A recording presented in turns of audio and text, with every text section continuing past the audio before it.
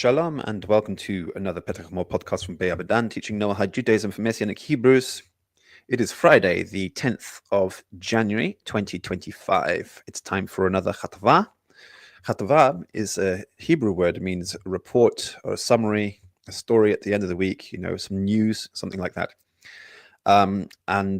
This is where you get the Judeo-Arabic word Khutba from. It's the same root, same spelling, same letters.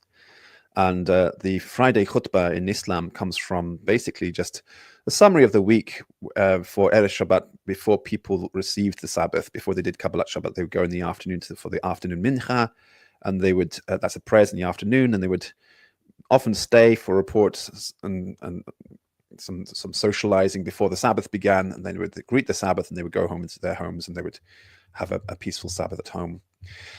So this turned into Islamic khutbah for the midday prayers on the Friday afternoon, which is when people would leave off work. And in fact, that phrase to leave off work for Jummah, which is coming together for the Erev Shabbat, is something which is in the Quran.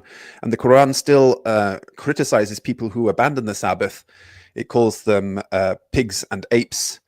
And so this is really something which should be continually observed by Muslims, but for some reason they abandoned that, and they decided to make the Friday the Sabbath instead, and they make the preparations for the Friday Sabbath on the Thursday night. Probably something to do with misunderstanding the importance of Friday as the day that Jesus was crucified, and the Thursday night of the night of Last Supper being an important day. So Thursday night and Friday took over in Islam. But originally, and the Quran is indicating, this was the time when people would be leaving off work and starting to prepare for the Sabbath. It's the day of preparation day. And the khutbah was just the khatva, which was reported at a get-together before afternoon mincha, before people greeted the Sabbath for Kabbalat Shabbat. Now, of course, in Christianity, they focus on the end of Sabbath. That is the Havdalah at the end of the Sabbath day. The Chatva, not the Chatva, the Havdalah, the Havdalah, different word. The Havdalah at the end of the Sabbath day, at the end of Saturday, is what turns into Sunday worship. When you finish Sabbath, you have to mark the end of the Sabbath with a little ceremony, lighting some candles at the end of the Sabbath, and you do a blessing over the wine, which is called the Havdalah blessing. And often the whole process is called Melav Malka, which you may have a little bit of shiraim, a little bit of leftovers, something mezanot, not mazon, to eat after Sabbath, and that those mezanot usually are kugel from the Seder Shlishit meal of the Sabbath, or some kind of leftovers of the Sabbath, which is the correct way. Now, some people developed in Judaism a minhag where they were not going to have any leftovers of Sabbath for the Melav Malka, which is completely contrary to the original halacha as described in the Shulchan Aruch. But Christianity keeps this idea also of having these little pieces of food, not full big pieces of food, but little pieces of food, which was originally on Saturday afternoon, Saturday evening, I should say, Saturday night. And in the book of Acts, it talks about, holding a Saturday night service all the way into the small hours of the morning. And then somebody got tired and fell out of the window, and Paul went down and revived the person, make sure they were okay. And that process of going through the night and the Saturday night and worshipping throughout the night for the Havdalah service, it wasn't popular with everybody. Some people just would fall asleep at the end of the Sabbath, having a very relaxing day, fall asleep and wake up on a Sunday morning. And it's not too late, according to halakha, according to Judaism. It's totally acceptable to do your Havdalah on a Sunday morning instead. So the Havdalah end of Sabbath ritual is actually the origin of Sunday worship. And in fact, we say in Judaism that the Sanhedrin approved Simon Klopas encouraging the Noahides to do Havdalah at the end of the Sabbath rather than doing Kabbalat Shabbat at the beginning of the Sabbath. And that is how Saturday observance moved into Sunday observance for Christians. But you're not supposed to turn Sunday into a day of rest. Sunday is still the first day of the week. It's the first day of working. They used to have Sunday markets until about 1,000 years ago when they changed the law, but that was to do with the schism, the Great Schism, which took place between the Roman Catholic Church and the Eastern Orthodox Church in Europe. The Roman Catholic Church, in order to sort of cement the schism and make a clear distinction with the Eastern Orthodox Christians, started to change. They changed the market day from Sunday to a Saturday. It's because the Orthodox Christians continue to observe Saturday as a Sabbath, and Sunday as a day of worship, and the market was on the Sunday after church. That was how things used to be right up until 1,000 years ago, and the Catholic Church is the one who moved away from the Sabbath. But despite the Catholic Church moving away from the Sabbath, many people continue to keep the Sabbath throughout the past 1,000 years. And here we are at a time when finally it becomes much more easy to keep the Sabbath. Of course, you're not going to have a fantastic job if you do, because many people require you to work on Sabbaths. But despite the fact that you might not have a fantastic job unless you run your own business, it is easier to live and observe the Sabbath in the modern world than it ever has been. And that's a good sign. That means things are getting better. But look, the point of the centrality of the Sabbath in the Christian scriptures, as we mentioned in the Quran too, people who abandon the Sabbath are pigs and apes. And of course, the Muslims try to say that just refers to the Jews only, but that's not what the Quran says. It says that those people who abandon the Sabbath are pigs and apes. So that's Muslims too. And the centrality of the Sabbath is so essential to understanding the message of the Abrahamic faith. If you don't get involved in this, you're not the people of the Lord of the Sabbath. You're not part of that kingdom. You're not part of God's kingdom. You're not part of the people of that particular God. You know, the children of Israel were brought out of Egypt specifically to observe the Sabbath. So you have to understand the importance and the centrality of the Sabbath in order to be actually connected to this faith. And I know that that's upsetting for many Christians to hear, and it's also upsetting for many Muslims to hear. I'm sorry about that, but your faith, where you have replaced the Sabbath with another day, whether it be Sunday or Friday, is a false faith. It's a falsehood. It's just not true. The only way you're going to recover from the damage done as a result of that falsehood is by returning to the truth, which is there in your texts. If you just read the text, it says so very clearly what you have to do. Jesus' disciples themselves left off the burial preparations when he was crucified in order to observe the Sabbath. They didn't continue burying him according to the full process of burial, because the Sabbath was upon them and they had to abandon that and go back after the Sabbath. They kept the Sabbath. And these are the people who were actually, you know, in contact with him. They got all the truth from the horse's mouth. They were his closest disciples, the disciples Jesus loved, the ones who didn't abandon him when in the Garden of Gethsemane. Because remember, most of the disciples abandoned him in the Garden of Gethsemane. The apostles did. All the apostles did. But the disciples who stayed with him, for example, the disciple Jesus loved, and the women, and Joseph of Arimathea, the Pharisee disciples, they stuck with him to the very end, and they left off burying him. They left off burying him in order to observe the Sabbath. These are the ones who were the most faithful disciples. They left off burying him in order to observe the Sabbath.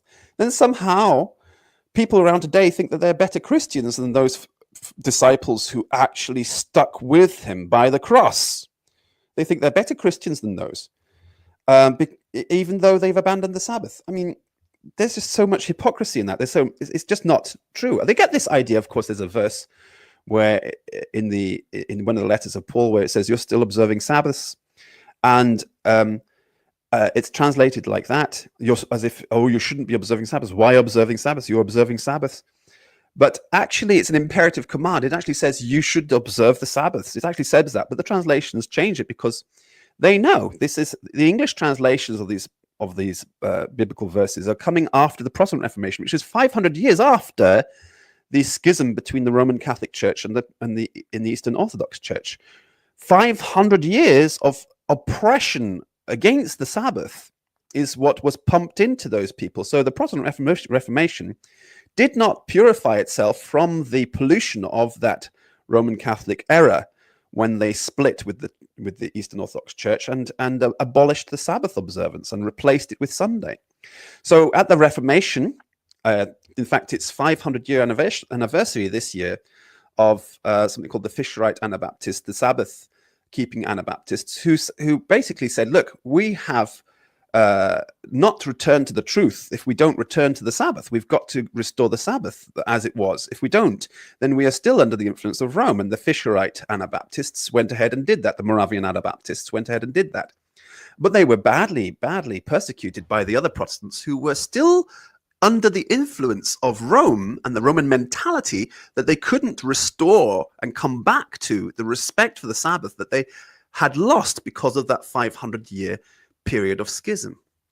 So the Eastern Orthodox were more true to the faith than the Protestants who were trying their way. I mean, God bless them. They had an idea. They tried to restore, but they didn't know what to throw out and what to keep. And they ended up, and this is a fact, the Protestants have to face this fact. They ended up keeping far too much Roman innovation, and they threw out the last scraps of original first century Judeo-Christian faith. They threw it out. They threw out the last scraps at the Reformation, and they held on to and they clung on to the Roman influence, pure Roman influence. And that's a great sadness. It's a great tragedy. But it happened because the Protestant Reformation was basically hijacked by two horns of the same devil. That is Martin Luther and John Calvin. Two horns of the same devil hijacked the Reformation and prevented Protestants from restoring the purity of the faith as it had been. And those two horns of the same devil, Luther and Calvin, came down hard on the Anabaptists who tried to restore the Sabbath worship. They really suffered a lot and had they struggled to survive in Central Europe. They had to survive in Eastern Europe, where they did until the pogroms in the 1800s were just too much against anybody who was keeping Sabbath was considered to be a Jew, and they just had to get out of there. So it was very, very difficult. And I descend from such people. I'm very proud to say that I descend from such Sabbath keepers. They call them Subotniks, and they call them Subotnik Jews. They were moved to Israel. We are Hebrews, but the idea in Israel is that everybody has to be a Jew. So when I went to Israel, they gave me a Gula Chumrah, because I'm a Hebrew, a Sabbath-keeping Hebrew, descended from such people. They gave me a Gula Chumrah, and I became a fully Orthodox Jew. And that was the authority of the Sanhedrin project in Jerusalem. That's how it happened. But I actually feel it's not right to abandon your identity as a Sabbath keeper, a Subotnik, a Hebrew, rather than taking on the identity of a Jew, where a Kehal Jew has a lot of things to be concerned about, but a Sabbath-keeping Hebrew doesn't have to be so concerned about all such things. It's much, much easier to be a Sabbath-keeping Hebrew. You are Hebrew in the Eda, in the greater Eda, that's the greater church of Israel, but you're not in the Kehillah, you're not in the congregation of the Lord. To be in the congregation of the Lord, you're not allowed to have skin conditions. Your nose has to be a specific shape. If you're a Kohen, these are all rules which are actually in the rules for the Kehillah. And if you don't meet all these criteria, you're no longer in the Kehillah, and you are still in the Eda, but you're just a regular Hebrew. You're not really what we call Jew. You don't keep that same sort of level of taharat that Jews keep all the way through the week, whereas Hebrews need only keep that taharat on a Saturday. So to be a Hebrew is a nice sort of middle ground between the Jew and the Gentile. The Gentile and the Jew can come together, both observing Sabbath as Hebrews on the Sabbath, and then go their separate ways afterwards. But those of you who stay as Hebrews and say, this is my culture is based around the Sabbath culture, you are the real people of God. You understand that you are coming in, you're living in what we call the ger asher b'sharech, which is the Noahides of the gates. You live in the gates of the kingdom of God. And the gates of the kingdom of God are the pearls. You come into the kingdom on the Sabbath, and you go back to the pearl, and you can also go out of the pearl into the outer darkness where there are people, where there's weeping and gnashing of teeth, and you can try and comfort people and save people outside of the gates as well, and hopefully bring them into the gates, so that you can get more and more Noahides of the gates, ger asher b'sharech, as they're called in the Bible. The gates are pearls, and pearls are actually from sea creatures, which are abominations. So they don't go, the pearl is not inside of the kingdom, it's on the outside, but it's connected to the kingdom. And the Noahides who live in the gates understand the laws of the Sabbath, that they can purify themselves, that go into the kingdom every Sabbath and earn that wisdom which the Sabbath gives us, and take that wisdom out to all the nations. So you do have to purify yourself for the Sabbath. There are things you're not allowed to do for the Sabbath. Things which, as a Noahide, as a non-Jew, as a Hebrew who is not a Jew, you are totally entitled to do. You're living inside these pearly gates. You're completely entitled to enjoy, for example, shellfish. On a Saturday, you cannot eat shellfish. It's an abomination. You can't eat catfish. It's an abomination. There are plenty of things which you do, which are abominations, which you cannot do on Sabbath. And as a Noahide of the gates, you accept and say, okay, that's fine. I'm not going to eat shellfish on Sabbath. I'm going to keep away from all the biblical abominations. I'm going to keep away from all of that on the Sabbath, because I acknowledge the Lord of the Sabbath. He is my king. I am a dweller of the gates of the kingdom, and I belong to him as one of his people. And I take the gifts, the wisdom, the treasure, the healing leaves of the tree of life out from the kingdom to the nations who need healing. And only I can do that. Nobody else can do that.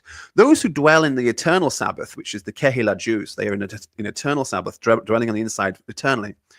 They cannot leave the eternal kingdom. It is almost like a prison for them. Okay, it's a big enough prison. It's a wonderful prison. It's a gorgeous paradise prison, but still it's a prison for them.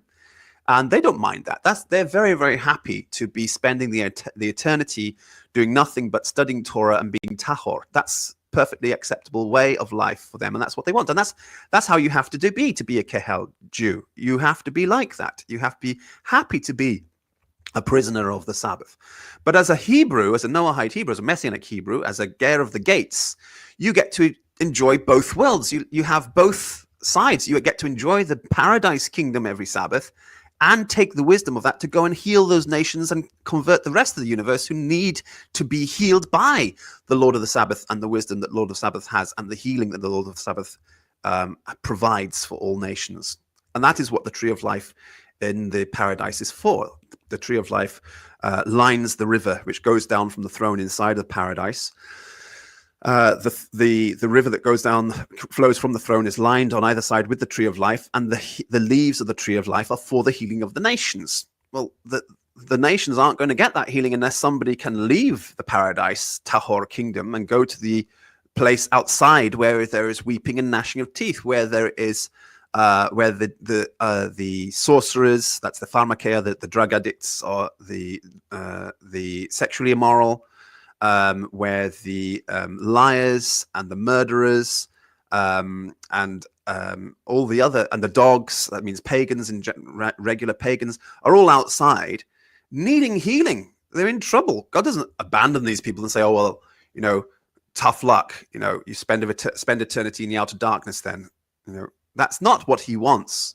He wants them to learn how to wash their clothes and gain the right to enter the Sabbath kingdom. So that's what it says in the book of Revelations. I think I'll open up that chapter for us to have a look at that passage. I think it's 22. So let's open up that, and I'll share this on the screen so you can look at that passage.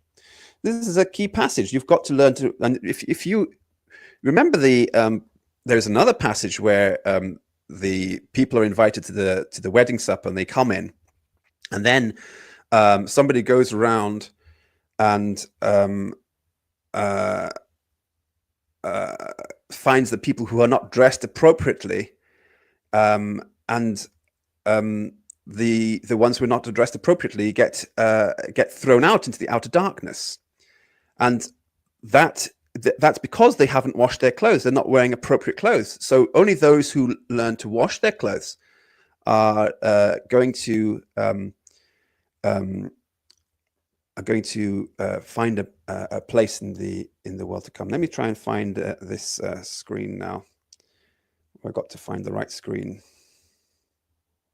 Let's try that again.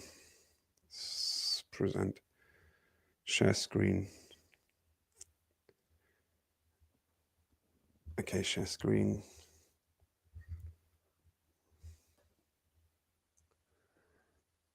Let's try that. Allow. So it should be that if we do this, you should be seeing that Revelations there is coming through now. Yeah. Yeah, it's coming through. Good. That's great. So we've got the Revelations there, chapter 22. Scroll down.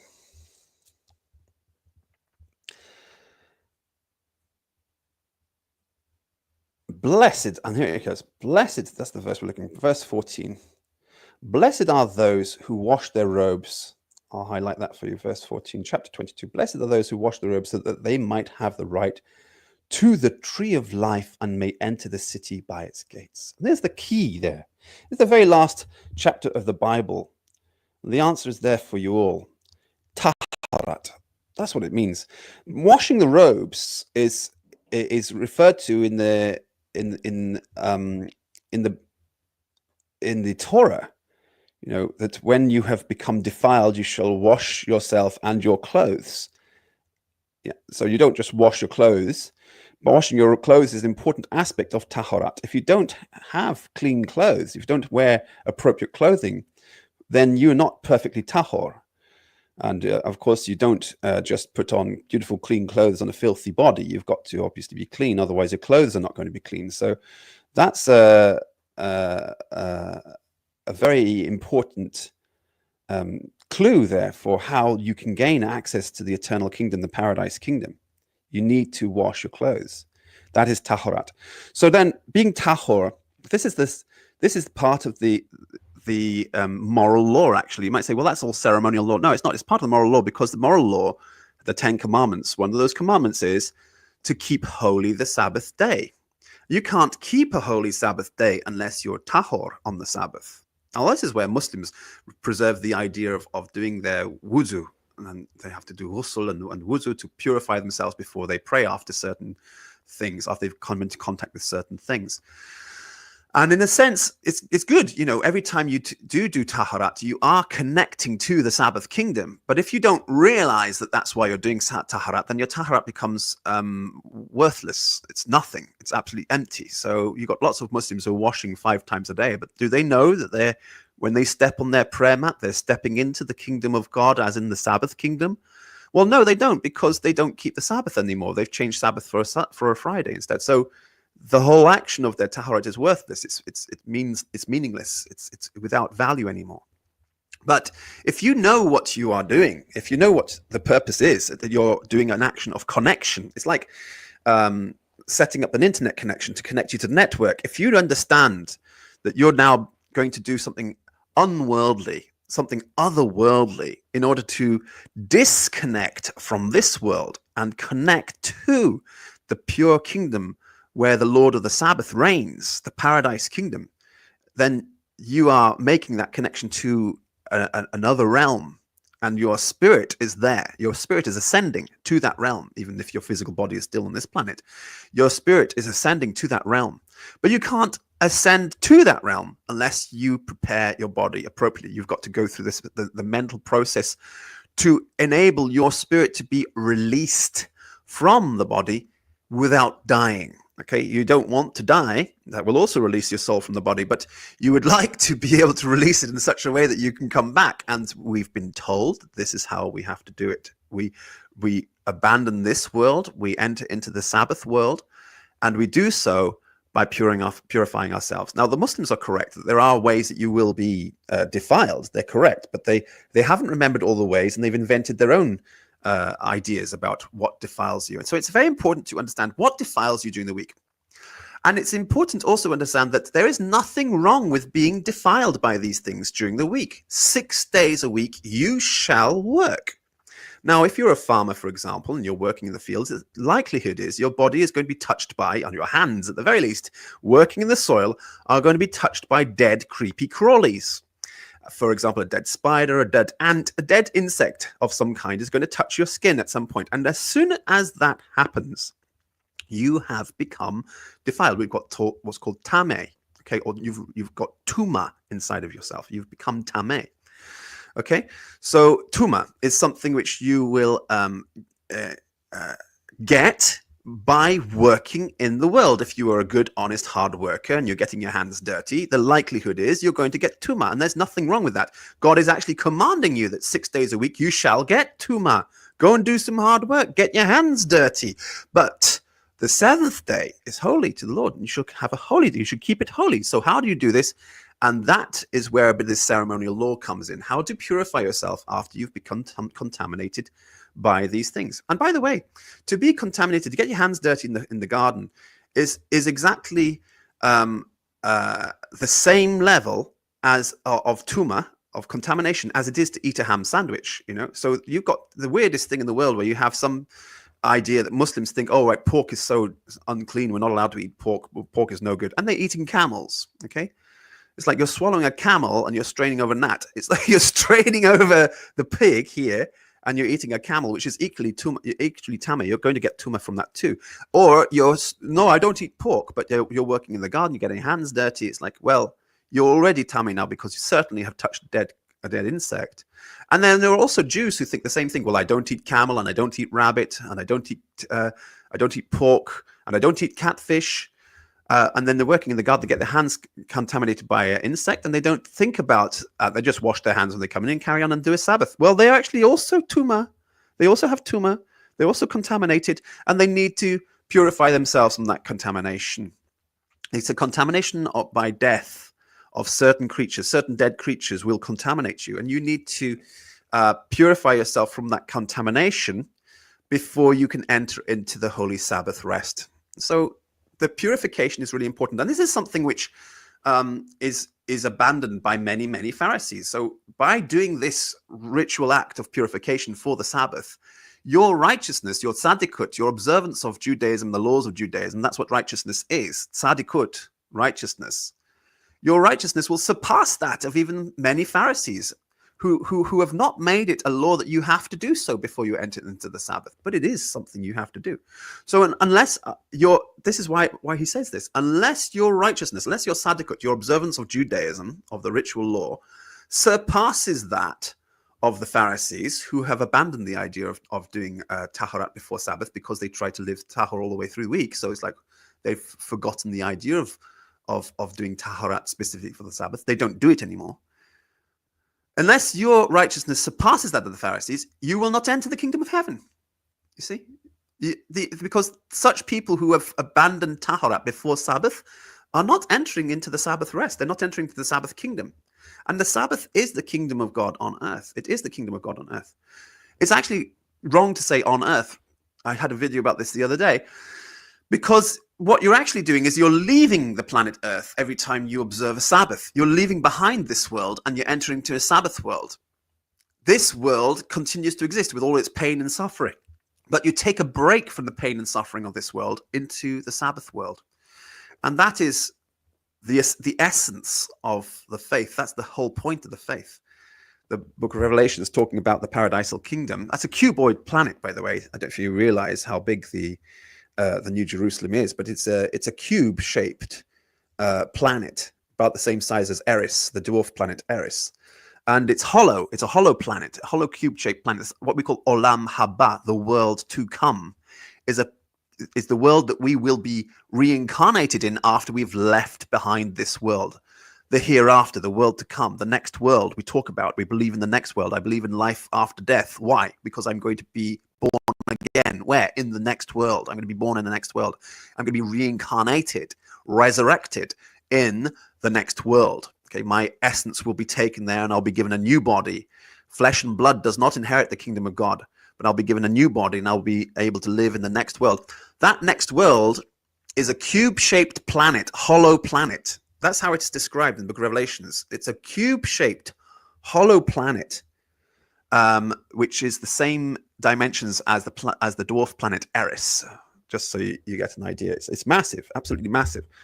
And a cube has 12 edges, and on each of the edges is one of these gigantic, dwarf planet-sized pearls. If you like, there are also slightly smaller dwarf planets, pearls attached to that dwarf planet, and those pearls are the gates where the nations live. 12 of them. So it's actually the dimensions of the 12 gates is even bigger than the dimensions of the planet itself. There's even more people inside that than there are inside the planet itself. Inside the planet itself, it holds the 144,000 purest ones of Israel who have never been defiled.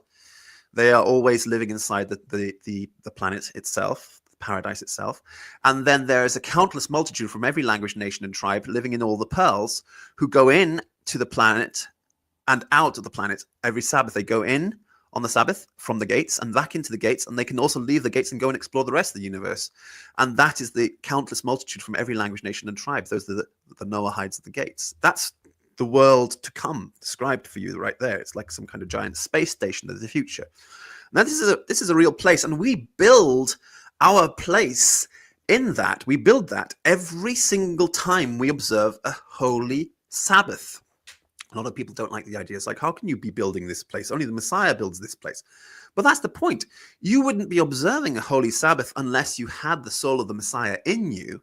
And so by observing a holy Sabbath, you are living and doing the work of the Messiah, who, as he says, the priests, don't you know, that the priests of the temple desecrate the Sabbath? Because the priests of the temple are building and working on the Sabbath, and you're allowed to work. Well, what kind of work is permitted? Well, Messiah's work is permitted. Healing people, healing the sick, comforting people, and also doing the temple work. It's permitted on the Sabbath. So when you inherit the spirit of the Messiah, which you're supposed to, you, with the Messianic spirit, observe a holy Sabbath. You've built another part, another room, another compartment in that holy temple, that eternal kingdom, where you will be dwelling in for all of eternity in the next world, when you are reincarnated, born again in the world to come.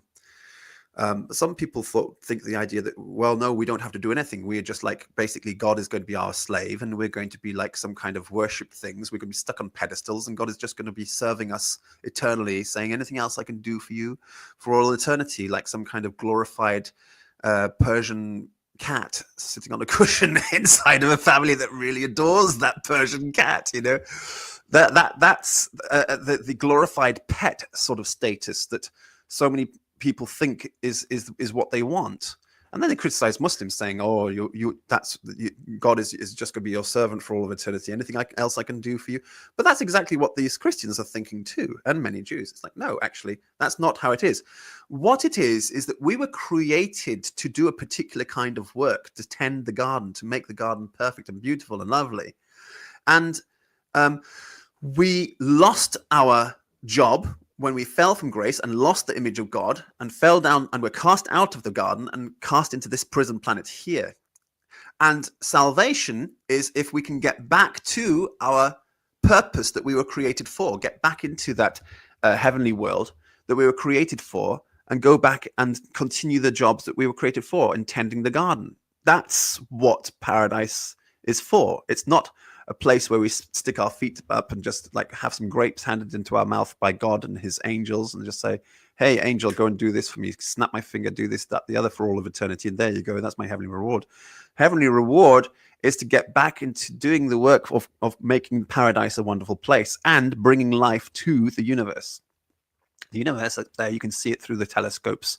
If you have some good telescopes, you can see all the galaxies out there.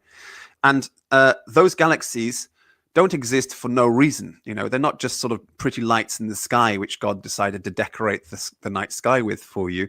They're actually real places which you will be able to get to once you have escaped this prison planet and the trap of having lost God's image, which has bound us to these bodies, these skins which we now inhabit on this planet. And we will not be able to return to paradise to continue doing our work in paradise until we can be free from these skins and have a new body which will be suitable for work in the rest of the galaxy, bringing life to the entire, not just the next galaxy, bringing life to the entire universe. There's a lot of work to do out there, and it's not getting done by us while we are trapped in these skins on this prison planet.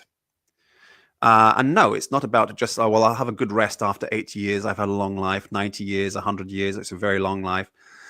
I'll just have a good rest and have a bit of pleasure then, and everybody will just serve me for the rest of all eternity. No, you're so narrow-minded, you're so earthbound in your way of looking at things that you can't see beyond the lifespan of one of these skin bodies that we inhabit right now. You've got to see beyond that. You're an eternal being. You've got lots of jobs to do out there in the universe. And you are prevented from doing that because you've been incarcerated because of your sin.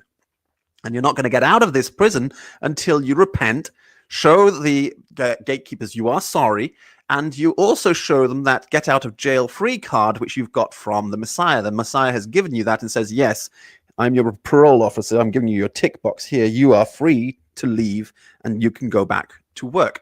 But you're not going to go back to work unless you actually want to enroll on that work properly and say, yes, please, I want to get back into work. I want to continue to do my what I was created for. This is the scheme of the universe. This is how it is. It's not just I want to get really tired and work my fingers to the bone here, trying to make money and make a living here, so that when I die, I can have a good rest in the grave. Thank God, peace and quiet at last. I can't hear anything. I can't see anything because I'm dead.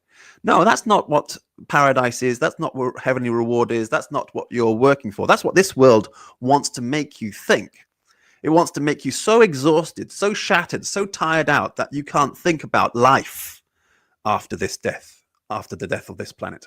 That you can't think of life after this life. You can't think of a next life. You're like, oh, not another life. Please, God, no. I'm too exhausted. I can't do any more work. That's what this world wants to push you into. They want to crush your spirit. They want to crush the spirit out of you completely so that you can't think about life anymore. And they want to make the idea of work so miserable to you that you can't think about work anymore. I was created to tend the garden. More work? Oh, for God's sake, please, no. But that's because this world is run by a very cruel warden. The god of this world, the warden of this prison planet, is very cruel, and he's actually very delighted that he managed to trick you into coming into this planet so he could, push you around a bit, make you suffer, make you kiss his feet, and make you treat him like the king, because that's what he always wanted. He was jealous of what you were being created for. He was only created to be the warden of this prison planet, but you were created to be the gardener, to bring life to the entire universe, to tend the garden. That's what you were created for. So he was jealous of you. And he was very happy when he managed to trick you into getting imprisoned in this little prison planet where he is the god of this world. And you're going to do everything he tells you to do, and he's going to crush your spirit. He's going to make your life tough. But if you can just remember where you come from, what you were created for, and if you can just realize how limited and how finite a lifespan on this planet is, then you can escape this world in a very short time and get back to doing what you're supposed to do for trillions of years for the rest of eternity. I don't think you have a concept of how long a trillion years is. All right, trillions upon trillions upon trillions and quadrillions of years. Eternity, it doesn't end. I don't think you have that concept because you are trapped inside of this world, and you can only think with the limited concepts that you have inherited having been brought up in this world. You've forgotten entirely where you come from, and this is all there is for you. This is all there is, and you can only think inside the context of this world, but you've got to free your minds. You've got to liberate your minds from the constraints of this worldly life. You've got to think way beyond that. You've got to think in galactic and intergalactic and universal terms in order for you to be able to return to the purpose that you were created for. You're not going to get there until you can free your minds from this mind prison of this planet and the life of this planet. It's a mind prison. You're trapped. It's a system of control. You remember the Matrix movie? I don't know if you've seen the Matrix movie, but if you're familiar with the Matrix movie, people are trapped inside of a false world where their real bodies are asleep inside of a disastrous condition of the planet which has been destroyed. But you're all like this anyway. Just living on this world. As soon as you're born on this planet, it's like that. Although the world outside is not some kind of disastrous apocalyptic or post-apocalyptic waste zone as it is presented in the movies, the Matrix movies. The world outside is amazing, is absolutely beyond your imagination.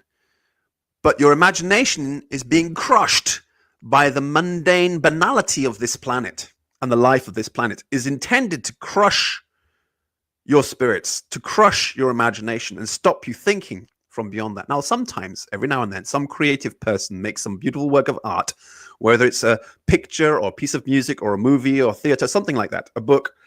And in that, you experience a little bit of escapism from this planet. And we call it escapism because it really is escaping from the prison of this planet.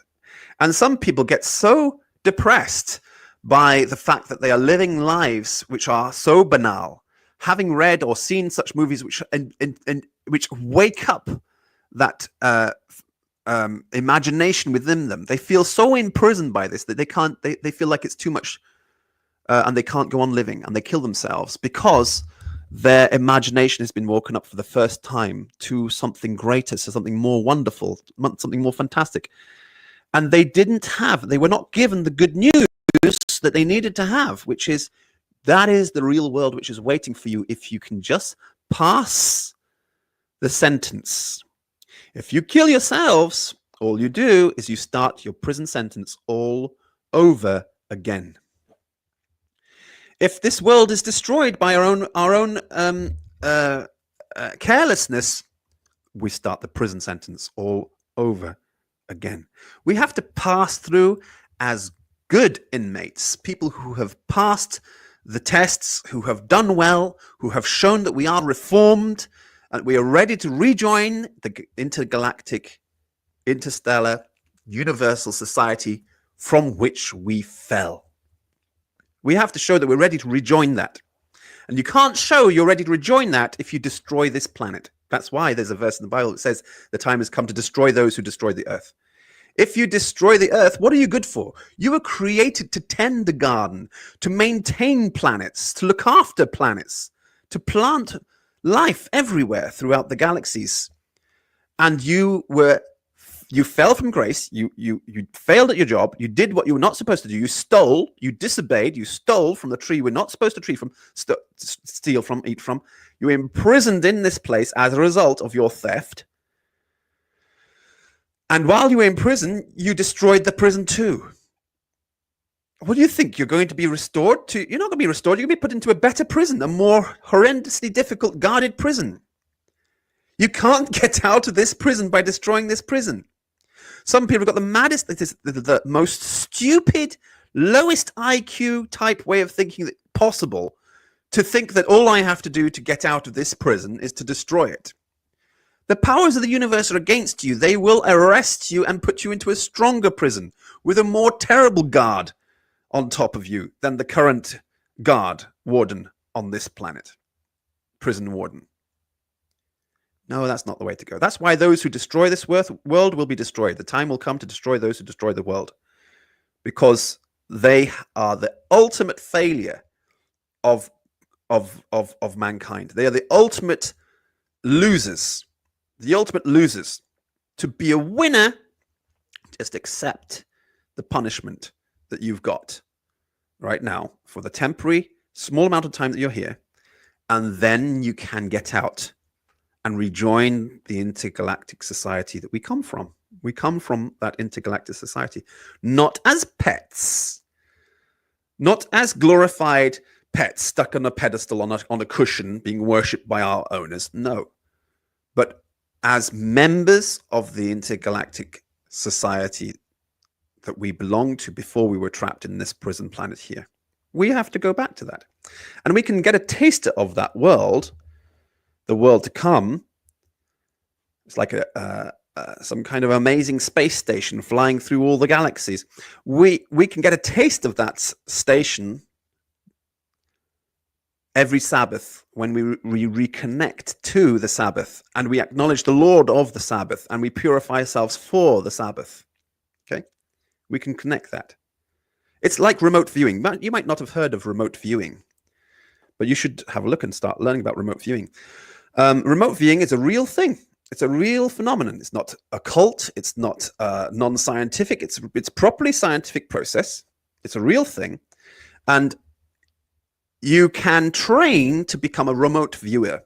You can train to help your to increase your skills at being able to see and connect to mentally a place that you're not physically located in. And you can bring back images, you can draw pictures of what you've seen, and you can you can describe what you've seen, and you can actually correctly describe with some good hits a location which has been given to you. This is in remote viewing. Remote viewing. Have a look and see if you can work out about it. You can look at CIA programs on the remote viewing, and you can look at the Soviet programs on remote viewing, so you can learn more about remote viewing. What we're doing when we do the Tahor Sabbaths is remote viewing.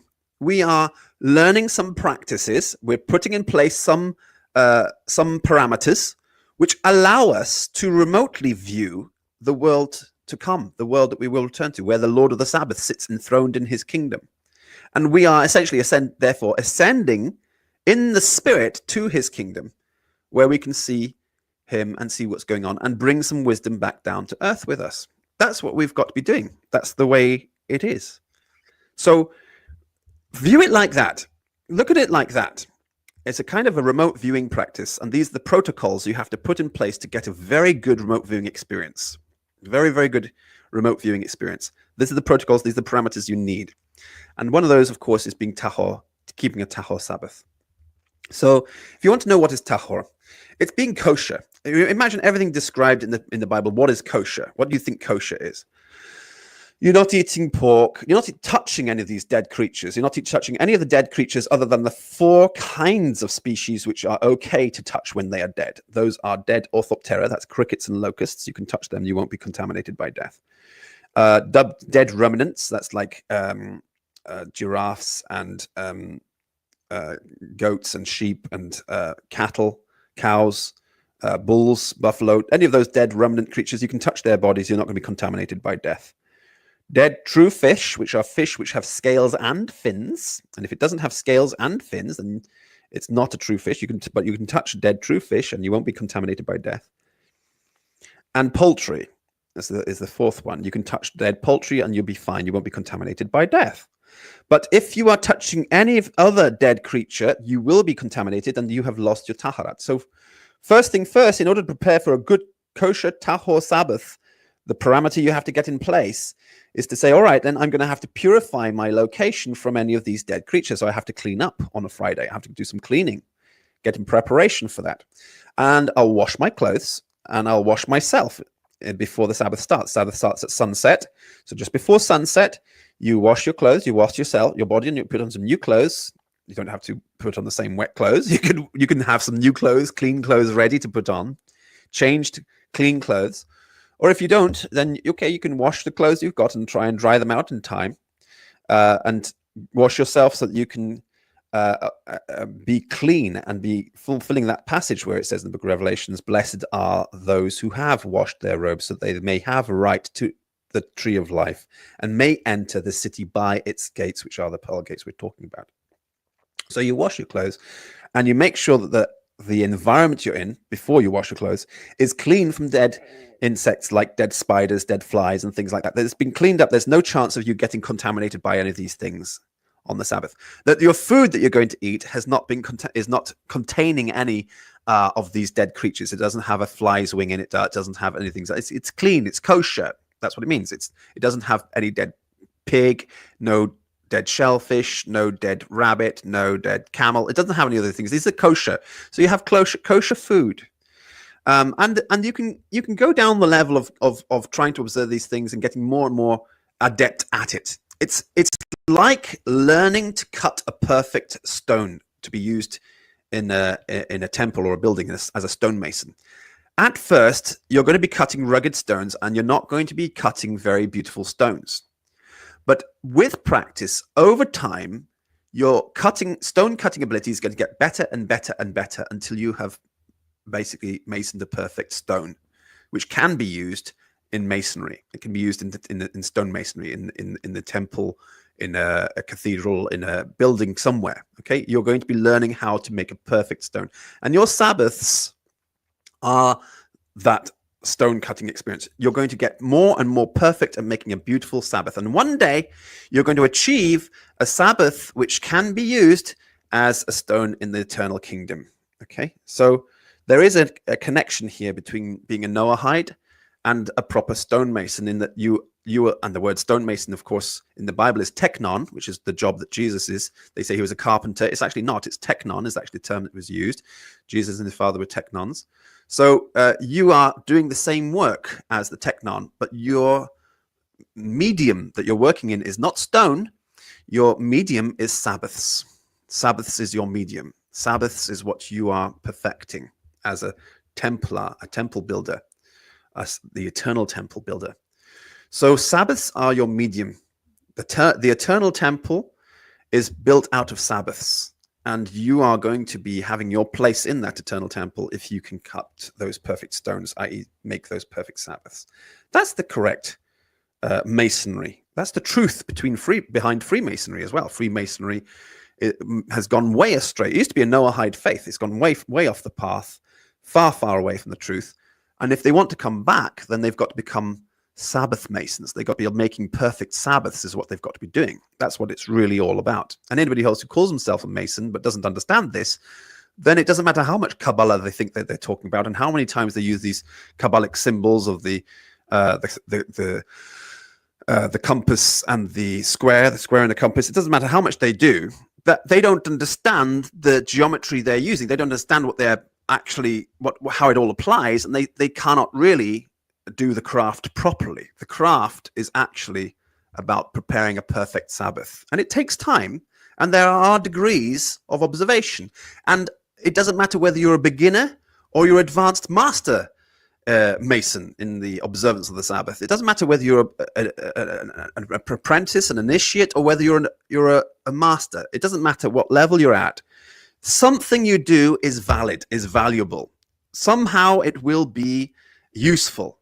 And it's only important that you keep on increasing in your betterment of Sabbath observance, getting better and better as time goes by.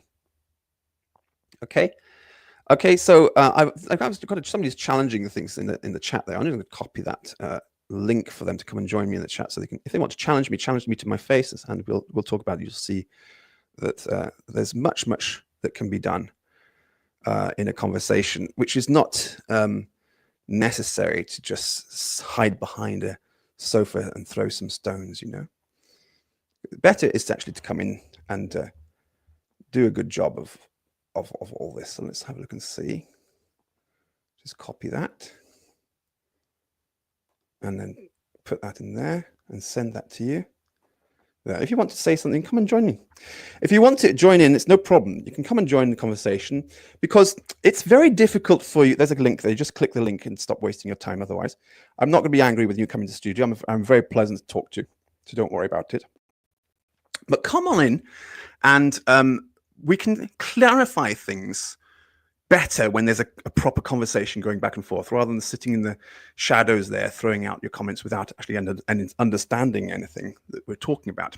As I said, the Noahides, the Noahide origins of Freemasonry have been lost. But once upon a time, the Freemasons were Noahides. They did understand what they were doing, but that's been lost as time's gone by, because they haven't understood what it is they have to do anymore. They have lost the point of the relationship between their craft and Sabbath. But it is all about observing the Sabbath. It is all about creating a better Sabbath observance experience. And you cannot be, you see, there's two kinds of Noahide. There's the Noahide who keeps the 7 laws of Noah. This person is a covenant Noahide. They have nothing to worry about. They are safe. They have a place in the world to come, because they have never broken the 7 laws of Noah. However, if you do break any of the 7 laws of Noah, even one time, then you've lost that chance. You're not a perfect Noahide anymore. You are doomed. You will be recycled. Your waste material. You have nothing left to look forward to. And then there's the believing Noahide. And the believing Noahide is saved by belief in the revelation of Mount Sinai. And the revelation of Mount Sinai, that is the moral law of Mount Sinai. So the 7 laws of Noah are good and have great basis. As long as you are able to keep those, you are guaranteed a place in the world to come. You don't need to believe anything. You just have to keep those laws, those 7 laws. But if you break one of those 7 laws, then you're going to need forgiveness. You're going to need to have a redemption in order to gain a place in the world to come. That is salvation. to gain a place in the world to come is salvation, to be saved from destruction, utter destruction, which is what you deserve, having broken the 7 laws of Noah. One of them, you break one of the 7 laws, that's it. So you need redemption, and redemption is only going to happen if you are a believer in the moral law, which was revealed at Mount Sinai. And then the moral law, it has that Sabbath observance requirement. So there has to be a degree of Sabbath observance that you have to stick to, okay? You have to keep a certain level of Sabbath observance, which the Noahides of the gates, the Ger Ashbashar, need to observe. If they don't observe that basic level of Sabbath observance, they're not going to have the sign of their repentance for having lost when they failed to observe the 7 laws of Noah properly. It is about observance, but you can be a believing Noahide and be saved by faith instead. And that's Judaism right there. You're not saved by your works. You're saved by your faith in Mount Sinai. That's actually the origin. I guess what's happened is that there are the idea of being saved by faith and the works and things, which Christian debate goes on, is actually just taken off from this aspect of Judaism, this part of Judaism which has been sort of taken away and corrupted into a different message. But this is the origin of it. You are either saved because you're a believer in the moral law at Mount Sinai and you follow that, or you're saved because you keep the covenant and you haven't broken any of those laws. If you are intelligent, if you are reflective and very, very honest with yourself, I wonder if you will still be thinking that you haven't broken any of those 7 basic laws of principles of civilization. If you find, I think I have broken one of those laws, then you need to recognize that you need faith in order to save you now, because nothing else is going to save you except faith in the revelation of Mount Sinai. And that is a pretty good thing to believe in, because if I was just one person who had come out of a cave and said, I had a personal encounter with God and God told me all this, and this is now how everybody is going to be saved, is according to what God told me in secret, in private, you would have a good reason to disbelieve what I'm telling you. You could say, well, there's no proof, you might as well just be a madman who's had a personal psychotic episode. But what happened at Mount Sinai was witnessed by 600,000 men and their families. So we can just say basically 600,000 families witnessed what happened at Mount Sinai. 600,000 people. And the story of what happened at Mount Sinai was passed on by those people to their children and their children's children and their children's children's children through generations.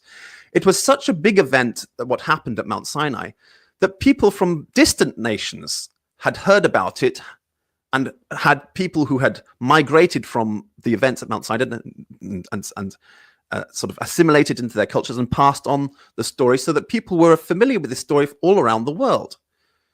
All you had to do is say, so what was if you decide religion, say, I follow the God of Abraham, Isaac, and Jacob. You say, what was that about? Moses and the Hebrews when they escaped from Egypt. They say, oh yes, I heard about that Mount Sinai business. Yeah, that's interesting. Your God did a lot of work for you, according to the stories that I've heard. People had heard those stories in those days. It was a very famous thing.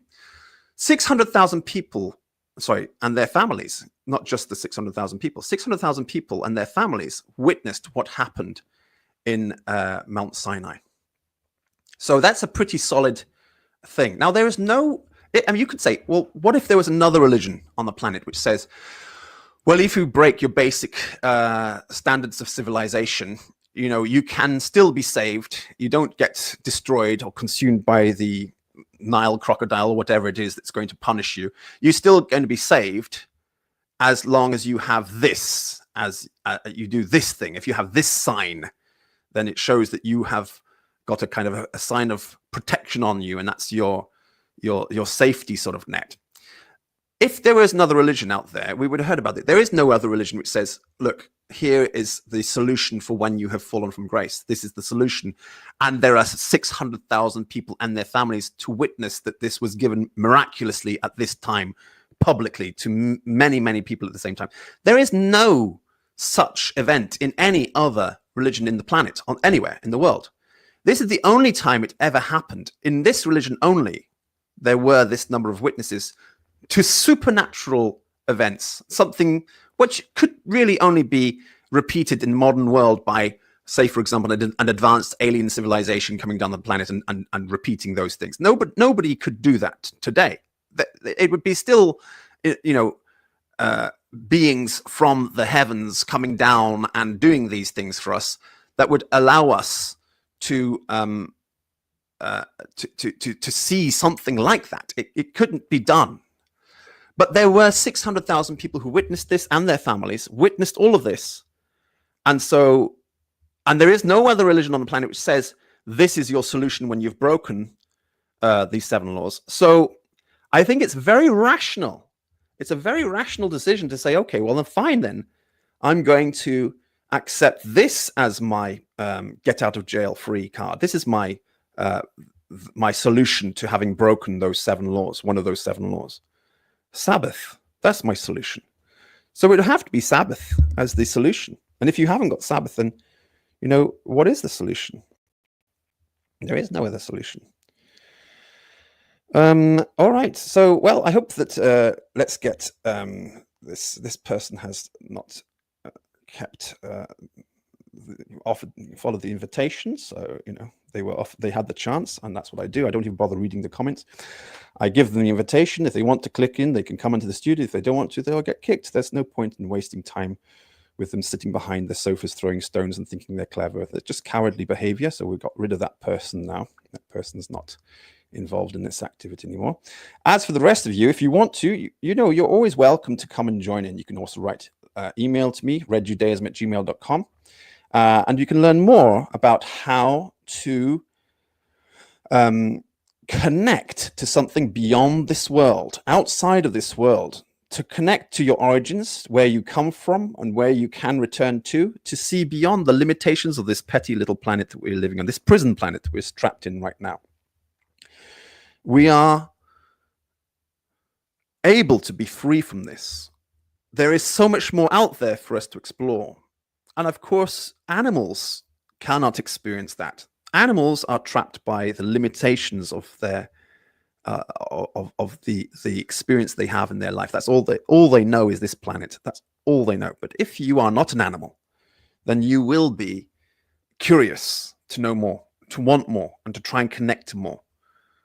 As I said, this is not a religion for animals. This is a religion for people who are real humans. Okay, if you are a human, if you have a soul, you want to know more, then there is something else out there. As I said, it's a kind of a remote viewing parameters. If you want to know how to get these parameters right, get in touch, and we'll do our best to connect and help you learn more about it.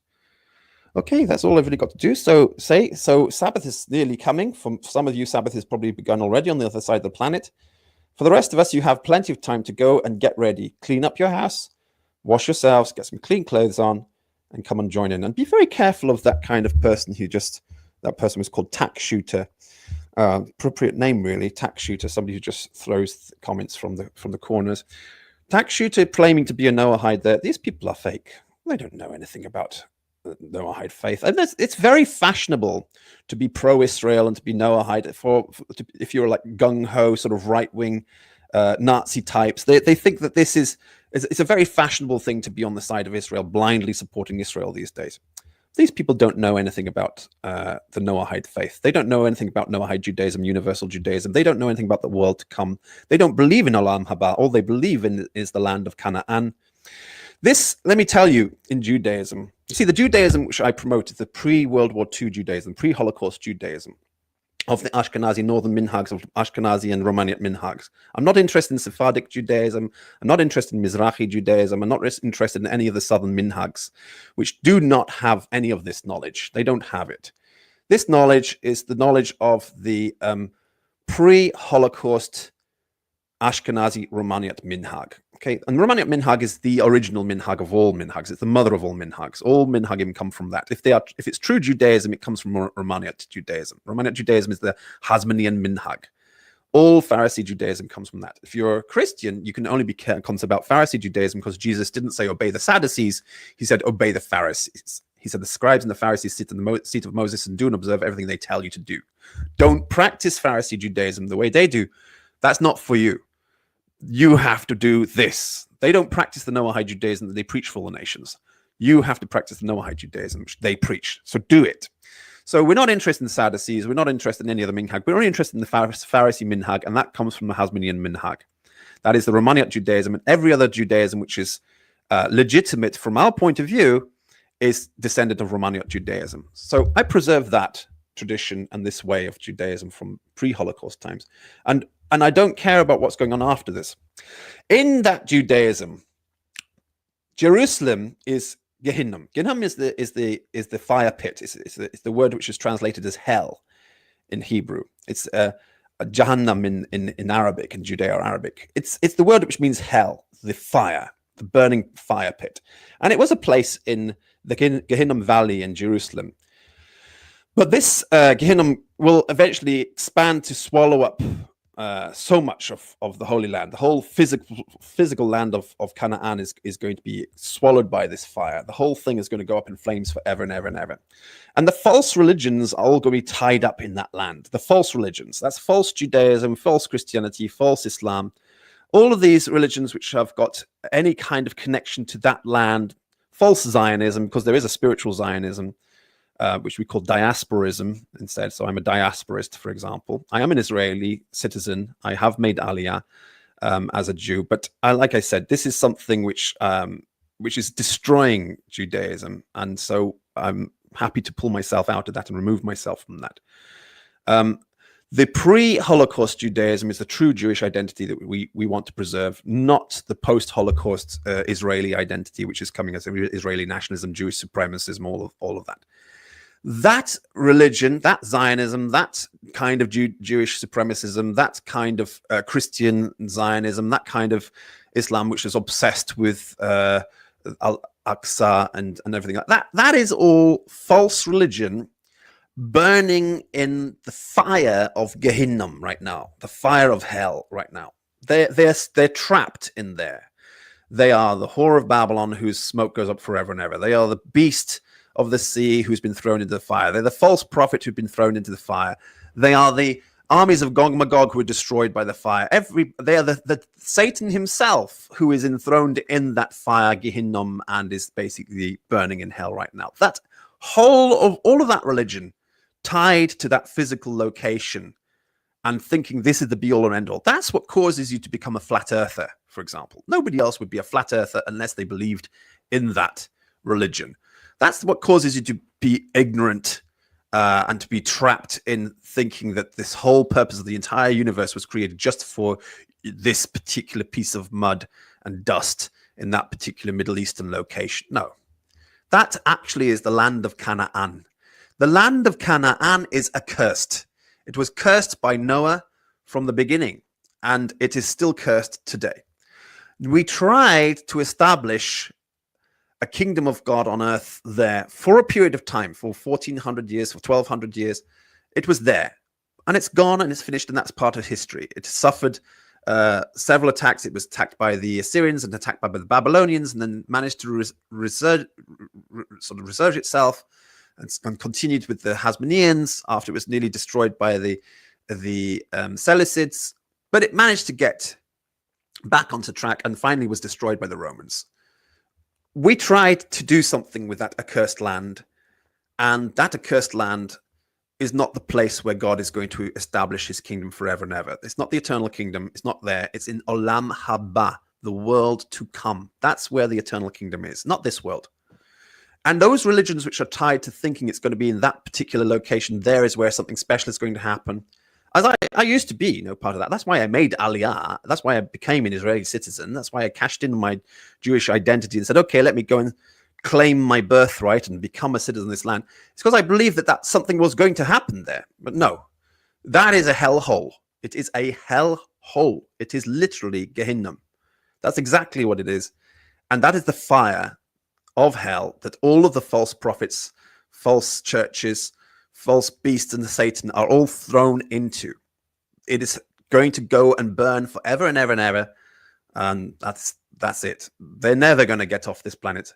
They are the flat earthers. This is their little peasant world, and that's where they belong. Whereas we have the whole of the rest of the universe to inherit. That is our olam haba. That is where we come from. That's where we're returning to. That's Yetzirah. It's not all about this planet Asya. They like to think that, no, Asya is going to be redeemed. It's like, it's going to be redeemed by fire. That's how it's going to be. And the fire which we can redeem it with is actually this message. Criticize those religions. Criticize those religious people. Destroy them with logic. Destroy them with reasoning. Destroy them with scientific facts, with historical facts. Destroy their so-called alternative facts with the truth. They are clutching at straws. Destroy them with your IQs, because they have very low IQs, all of them. Very, very low IQs. Destroy them with all of this. Destroy them with contradictions. Destroy them and continue to destroy them. Now, this is the fire that comes down from heaven, which will destroy the armies of Gog and Magog, who are marching all across the earth right now. And you might find that one of them, or two of them, or three of them, you might find every now and then one of them will wake up and snap up out of that. A burning firebrand snatched from the fire, smoldering. You've snatched it and you've extinguished it, and you're giving them, the bones, a place in the world to come, Olam Haba. You're burying the bones of Gog Magog, who have been destroyed by the fire from heaven, and you're going to bury those bones and give them a burial place in the land of Israel, which is the promise in Ezekiel, means when you say, I will give them a burial place in Israel, it means I will give them a place in the world to come. That's what it means. Okay, so giving them a place in the world to come is how we do that. This is an entirely esoteric religion. Exotericism is for Sadducees, is for Karaites, is for all heretics. All the false religions are exoteric. That means what we see is, what we read is how it is. It's like that. You know, for example, without any Talmudic interpretation at all whatsoever, if it says that you kill somebody because of this, then you go and kill somebody because of that. This is a fanaticism of the exoteric religious world. Our religion is not exoteric. Our religion is esoteric. That means there's a spiritual level. There's a hidden truth to it, a deeper level. It's not on the surface. It's a deeper level, a deeper level. On the surface, there are enough clues to give you, and this is what the clues we have to destroy them with. There are enough contradictions and clues to tell you that it's not about this surface level. It's got to go deeper than that. There is enough contradiction on the surface level to let you know that there has to be something deeper. You've got two choices when you've studied the surface level and you've seen how repulsive it is and how many contradictions there are. You've got two choices. One, to become an atheist and throw away the scriptures and say it's all rubbish, it's all nonsense. And a lot of people do that, and I understand the people who do that. But the other option is to say, no, we've got to go deeper. There is a deeper meaning here. I can find a solution to these contradictions if I have a look at it in a deeper level, if I have increased my knowledge. And one of the verses in the Bible says, my people are destroyed for lack of knowledge. That's right, they're destroyed for lack of knowledge. They follow exoteric religion, which is destroying them, or they become atheists, which is destroying them too, for lack of knowledge. You get more knowledge, you go deeper, you can find a deeper truth. And that's why it's an esoteric religion. That verse itself proves to you that this is an esoteric religion. My people are destroyed for lack of knowledge means you need to go to a deeper esoteric level to find the truth in this religion. Otherwise, you're never going to find the truth. It's rubbish, throw it away, it's fake. And you can easily attack people who are latched onto that surface level of religion. They are fantasists. They have no thinking. They do not think. They do not reflect. They have low IQs. They are not very well educated. They don't know much about history. They don't know much about science and technology. They don't know much about astrology, astronomy, I should say. They don't know much about anything. They don't know about the planets. They don't know about this planet. They don't know about mathematics. They don't even understand grammar or the language behind. They don't understand translation of the language behind the text. They are supremely ignorant, and they are only obsessed with one thing: that little piece of land of Canaan in the Middle East, which is actually Gehinnom, the burning hell pit. And that's why the book of Revelations is completely against them. It destroys them. So we can move away from there. We can go and inherit a better world. And this is the world to come. The world we're in right now is a mess. It's a real mess. But what we have here is the solution to this mess. It is the solution. And the more people who hear this, the better it'll be. Because in the past, we've had a lot of plenty of sort of like the liberal atheist types who go opposing to the conservative religious types, the right-wing conservative religious types, and they have simply lost patience and given up and said, "Oh, it all has to burn. It can all go to hell." They've given up. They've lost their edge. They haven't got the. They've lost the will to live. A lot of them have lost the will to live because they can't go on that way. The only way to conquer this army of Gog and Magog is to beat them at their own game. And that is to know the esoteric levels of this religion better than they will ever, to know the contradictions on the exoteric level better than they will ever, and to throw at them and point out every single contradiction on the exoteric level and say, what kind of an idiot are you to continue in this way? I know more because I understand the esoteric level. If you want to come in to the eternal kingdom, you've got to know the esoteric level. It is not a pagan religion of human sacrifice and human propitiatory offerings in place of your own sins. It is not about worshipping a chosen people and that piece of mud they inhabit. No. And it is not about having the perfect Sharia, the perfect set of laws, which have finally been corrected by a man in the cave when he was alone and nobody saw what was happening. No, all of that is nonsense. All of that is absolute nonsense. It's always been about one thing and one thing only. It's always only ever been about the Sabbath. It's always only ever been about the Sabbath. 7, 7, 7, 7, 7 is the message again and again and again and again. Shabbat, Shabbat, Shabbat, Shabbat. That's what the seventh is. 7. Shevet. This is again the message again and again and again. It's the seventh day. It's the seventh spirit. It's the seventh candle. It's the seventh lampstand. It's the seventh star. It's 7, 7, 7, 7 all the way through. 7 steps. Sabbath, Sabbath, Sabbath, Sabbath, Sabbath, Sabbath, Sabbath. What are you missing? You don't see it because you're a Sunday Sabbath keeper, or you're a Friday Sabbath keeper, or you don't even keep Sabbath at all. And that's why you can't catch this. It's about the Sabbath. So do start to get involved and you will see the blessings. You're never going to be very successful in this world, but it's not going to destroy you at this point. We've passed through all of that difficult tribulation time. Sabbath keeping is not going to make you lose your life at this point. And if it does, just because you're trying to keep the Sabbath, if you do lose your life as a result, God has got some great news for you. You're not going to lose your life. You're going to get a great reward. You're going to get Olam Haba, the world to come. If you are killed for being righteous, you get the world to come, guaranteed. You try, and you can say, well, I wasn't very righteous, but keeping the Sabbath is the only righteousness you have to have. That's the Sabbath. He's the Lord of the Sabbath. And if you fight for his kingdom, the Sabbath kingdom, then you are a martyr in his army, and he will not let you go. He will not let you perish. It doesn't matter how rubbish you were at everything else. Remember, this is the religion for the people who have broken the 7 laws of Noah. You failed at being a basic Noahide law keeper. One of those laws you broke in your life. Sabbath is now your solution. It's your way out of the hell pit that you're destined for. It's your repentance. It's your sign. It's your backup. It's the solution to the problem that you've created with your life. Sabbath is the way out. Fight for the Sabbath kingdom. Start with your own home, with your own life, with your own personal life. Just wash yourselves. Keep a tahor Sabbath. Don't light the Kabbalat Shabbat candles. That's not appropriate at this level. I was talking before about how observing the Sabbath is like learning to take off a plane, fly a plane, and land a plane safely. Start with learning how to land the plane safely. Don't start with just lighting the Sabbath candles and starting to take off.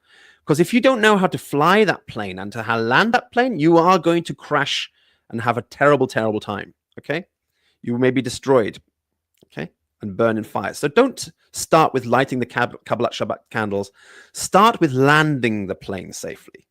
Start at the end of Sabbath. Do the Havdalah at the end. When you can do Havdalah perfectly, try to fly the plane a little bit and then land it. Try and be Tahor for Sabbath and then land it. And once you can do a Tahor Sabbath and you can land it with a Havdalah, and you're doing all that perfectly, you can fly and you can land, then finally you can learn how to take off as well, which is doing the Kabbalat Shabbat as well. And this way you do it, you take off, you fly and you land. This process is only for those people who are really seriously interested in connecting to the kingdom of God and are submitting as subjects and citizens in the kingdom of the Lord of the Sabbath. It's only really for you. It's for you who have broken the 7 laws, broken one of the 7 laws, and realize that you need redemption. You need something. You want to say sorry. And you've tried to invent your own way of just trying to be a good person and make good the mistakes you've made, but you haven't got a guarantee that you are going to be accepted. This is a guarantee. From Mount Sinai, we learned this is a guarantee. You will be accepted. Your repentance will be accepted if you keep these Sabbaths as your sign of your repentance. You will be accepted. That is your belief in the revelation of Mount Sinai. That's your belief. That's a sign of your belief. The Lord of the Sabbath has come down and shown us how to do a perfect Sabbath. It's not about just locking yourselves up in your rooms and doing nothing, sitting in the dark and in the cold. And, if your sheep is stuck in the ditch, let it stay there. And if somebody's sick and dying, let them be sick and die. It's not about that. The Lord of the Sabbath has come down and he's shown us how to do a perfect Sabbath. It is a Sabbath rest. The Sabbath was created for you. His kingdom was created for you. But you are not permitted to do transactions. You're not permitted to work. You will abstain. You will be holy. You can heal people. You can take your sheep out of a ditch. You can take your ox and your ass from the stable and take them to some water. You can do these things because showing kindness and doing loving acts on Sabbath is not prohibited. Giving charity is okay on Sabbath. Purchasing stuff is not permitted on Sabbath. Working for your boss is not permitted on Sabbath. And if you can't find, if your boss is not going to let you have time off work for Sabbath, then okay, you're going to have to find another job. So you're going to have to quit and find another job. And it might not be as good as the job you have right now, but guess what? The job you get instead is going to be blessed. God will bless you for it because you're his people now. The people of the Sabbath are his people. And if you keep the Sabbath, God will keep you. And that's been proven by time. Thank you for watching, everybody. God bless you all. Take care and Shabbat Shalom.